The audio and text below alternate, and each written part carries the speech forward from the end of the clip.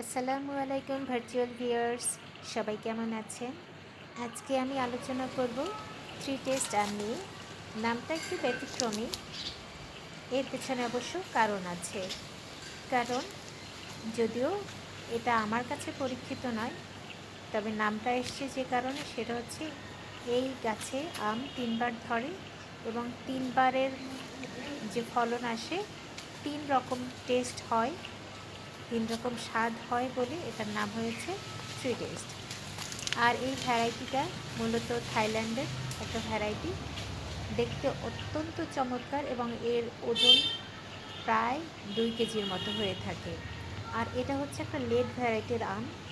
গাছের সব টাইপের আম যখন হারভেস্ট হয়ে যায় তখনও এই আম গাছে বেশ হৃষ্টপুষ্টভাবেই ঝুলে থাকে এবং এই আম প্রায় আগস্টের শেষ পর্যন্ত গাছে রাখা যায়। আর এর বিশেষত্ব হলো এটা খুবই সুস্বাদু, একদম টেস্টি সুইটনেস যেটাকে বলে সেটা হচ্ছে এটার। আর একটা বিষয়, এটার মধ্যে কোনো রকম কোনো আঁশ নেই এবং এর আটি খুবই পাতলা, খুবই সরু এবং আমের সাইজটা আমি হাতে নিয়ে দেখছি, আলহামদুলিল্লাহ এখনই এর ওজন প্রায় 1 কেজির উপরে আছে।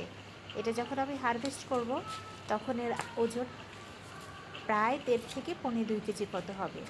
আমার যেহেতু বাগানের মাটিটা খুবই উপযোগী করে করতে পারিনি, তাই এর সাইজ হয়তো কিছুটা ছোট আসছে, বাট তারপরেও দেখতে অসম্ভব সুন্দর। এবার বলি এর খাবার সম্পর্কে, গাছের খাবার সম্পর্কে। আমি দুবার গাছে সার দিয়ে থাকি, একটা হচ্ছে বর্ষার শেষে আর একটা হচ্ছে শীতের শেষে। এই 2বার সার দিলে যেটা হয়, গাছের পরিপক্কতা ভালো আসে এবং এটার কিন্তু উচ্চ ফলনশীল গাছ, প্রচুর ফুল আসে। আমার ছোট্ট একটা গাছ আমি 2020-তে মার্চ মাসে লাগিয়েছি, আলহামদুলিল্লাহ এরপর থেকে প্রতি বছরই আমি ফলন পেয়ে যাচ্ছি। যেহেতু আমার গাছটা ছোট, তাই আমি ফলন কম পাচ্ছি, বাট এটার আশেপাশে আরও অনেক গাছ থাকায় গাছটা খুব বেশি বড় কিংবা ঝোপালো হয়ে উঠতে পারছে না। কিন্তু এটাকে যদি আমি ওই স্পেস দিতে পারতাম, অনেক বড় হতে পারতো। সুতরাং যাদের চান আম চাষ করতে, এই আমটা খুব ইজিলি চাষ করতে পারেন। এটার তেমন কোনো রোগবালাইয়ের আক্রমণ নাই এবং প্রতি বছরে আমি ফলটা পেয়ে যাচ্ছি, আলহামদুলিল্লাহ। এবং এই আম প্রথমেই ফুল আসে, বাট এর যখন ম্যাচুরিটি আসে সেটা অনেকটা লেটে আসে।